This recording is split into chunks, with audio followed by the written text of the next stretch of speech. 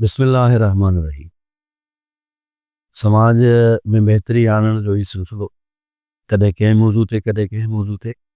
हिन वक़्तु समाज में जेको अहम तरीन मसइलो दरपेश आहे उहो अदम बर्दाश्त। असांजे मुआशरे जो ॿार, असांजी ईंदड़ नसिल एतिरी त अदम बर्दाश्त जो शिकार आहे जो असांजी ओवरऑल जेका ॿुधण जी तवानाई आहे उहा मिंटनि कलाकनि खां घटिजी हाणे सेकेंड्स ताईं पहुती आहे। एतिरे ताईं जो असां का सोशल मीडिया जो कोई पेज, चाहे फेसबुक जो हुजे या कंहिं ॿी जेको आहे सो वेबसाइट जो, उहो बि सेकेंड खां वधीक उनखे ॾिसणु पसंदि नथा कयूं।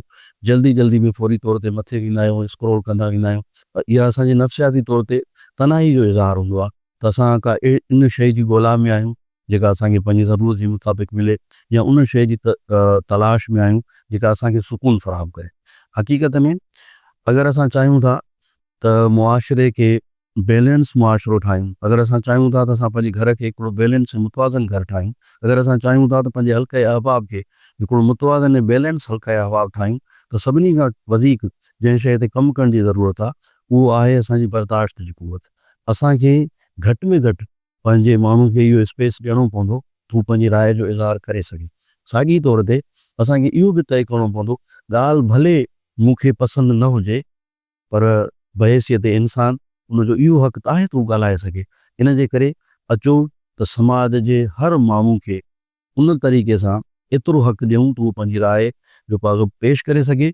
ऐं जॾहिं राय पेश थी वेंदी त तव्हां बहैसियत इन समाज जा ठाहींदड़, हिन समाज खे बहितर राह जी तरफ़ तवजो ॾियारण वारा, हिन समाज खे रोशनी जी तरफ़ जो पासो वठी वञण वारनि जी ज़िमेदारी आहे इंतिहाई जो पासो नफ़ासत सां, इंतिहाई शाइस्तगीअ सां, इंतिहाई मोहबत सां अगरि इन तरीक़े सां गुफ़्तगू कजे त बाबा तव्हांजी जेका ॻाल्हि आहे, अगरि तव्हां हिनखे हिन तरीक़े सां न, अगरि हिन तरीक़े सां पेश कयो आहे, उन साॻी माण्हू जंहिंखे तमामु घणी इरिटेशन हुई, बेतवजी, अदम बर्दाश्त जो शिकार हो, उन साॻी माण्हू खे न सिर्फ़ु तव्हां कन्विंस करे सघो था बल्कि उनखे घटि में घटि इन ॻाल्हि जो क़ाइल बि करे सघो था त जीअं ॿिए खे ॿुधिबो आहे ईअं ई ॿिए खे हक़ीक़त में ॿुधाइण जी बि सलाहियत पैदा थींदी आहे। इन जे करे कंहिं मशहूरु शख़्सियत जो कौल आहे त अगरि तव्हां चाहियो था त सुठो ॻाल्हायो त सभिनी खां पहिरियां सुठा ॿुधंदड़ थियो।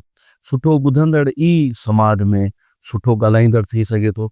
बहैसियत उस्ताद असां ऐं तव्हांजी बुनियादी ज़िमेदारी आहे त असां पंहिंजे ॿुधंदड़नि खे, असां पंहिंजे शागिर्दनि खे इन अहम पासे जी तरफ़ तवजो ॾियारियूं।